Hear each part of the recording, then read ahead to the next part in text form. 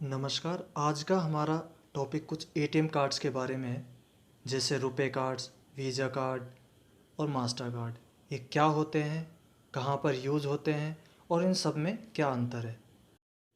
तो दोस्तों, हम सभी जानते हैं कि एटीएम यानी कि डेबिट या क्रेडिट कार्ड को अप्लाई करने के बाद बैंक हमें 3 प्रकार के एटीएम कार्ड जो है प्रदान करता है, जैसे कि एक रुपए, वीज़ा और मास्टर कार्ड।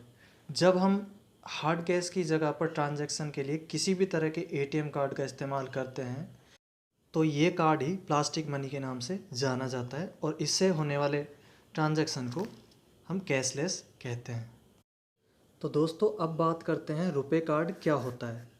तो दोस्तों, जानकारी के लिए बताना चाहूँगा, एनपीसीआई यानी कि national payments corporation of India ने 20 मार्च 2012 में रुपए कार्ड को लॉन्च किया था।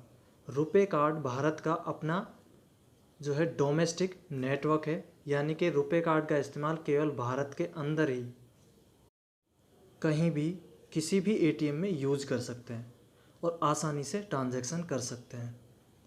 रुपए कार्ड एक भारतीय कंपनी होने के कारण इसका कमीशन और चार्जेस कम होते हैं। तो दोस्तों, अब बात करते हैं वीज़ा और मास्टर कार्ड के बारे में। तो जानकारी के लिए बताना चाहूँगा, वीज़ा कार्ड और मास्टर कार्ड एक अमेरिकन कंपनी है। इन दोनों कार्ड को भारत या भारत के बाहर किसी भी देश में अपने ट्रांजैक्शन के लिए यूज कर सकते हैं, लेकिन इनका कमीशन और चार्जेस रुपए कार्ड के मुताबिक ज़्यादा होता है। इतना ही नहीं, वीज़ा और मास्टर कार्ड ये डेबिट कार्ड के साथ साथ क्रेडिट कार्ड भी प्रदान करते हैं। अब बात करते हैं इन तीनों में अंतर क्या है।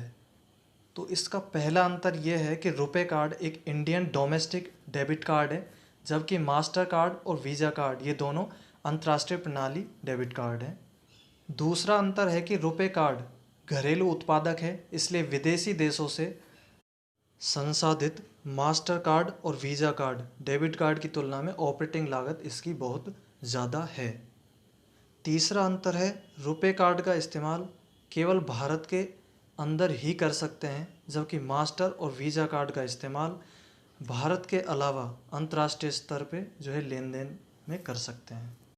इन दोनों में जो चौथा अंतर है वो है कि वीज़ा और मास्टर कार्ड विदेशी भुगतान नेटवर्क में शामिल होने के लिए तिमाही शुल्क का भुगतान इनको करना पड़ता है, जबकि रुपए कार्ड में ऐसा नहीं है। बिना किसी शुल्क के कोई भी बैंक रुपए नेटवर्क में शामिल हो सकता है। और इनमें जो पांचवा अंतर है वो ये है कि रुपए कार्ड का उपयोग करने की कुछ सीमाएं हैं, क्योंकि यह ऑनलाइन लेन देन के लिए केवल डेबिट कार्ड ही प्रदान करता है, जबकि वीज़ा और मास्टर डेबिट और क्रेडिट ये दोनों जो है कार्ड प्रदान करते हैं। छठवां जो अंतर है वो ये है कि रुपए कार्ड ज़्यादा सुरक्षित है, क्योंकि इसका संचालन केवल भारत के भीतर ही सीमित है और इसका डेटा नेशनल गेटवे के बीच में ही जो है साझा किया जाता है। लेकिन वीज़ा और मास्टर कार्ड का उपयोग करने से कस्टमर का डेटा अंतर्राष्ट्रीय स्तर पर संसाधित किया जाता है, इसलिए डेटा चोरी होने का जोखिम अधिक होता है। और इसका सातवां और आखिरी रीज़न ये है कि रुपए कार्ड डोमेस्टिक होने के कारण लेन देन में इसकी लागत कम है, लेकिन वीज़ा और मास्टर कार्ड इन दोनों में लेन देन की जो लागत है वो विदेशी देशों में ट्रांजैक्शन के कारण बहुत ज़्यादा होती है। तो आशा करता हूँ आपको रुपए कार्ड, वीज़ा कार्ड और मास्टर कार्ड इन तीनों के बीच का अंतर समझ में आया होगा। अब मिलेंगे नेक्स्ट वीडियो में किसी नए टॉपिक के साथ। तब तक के लिए धन्यवाद।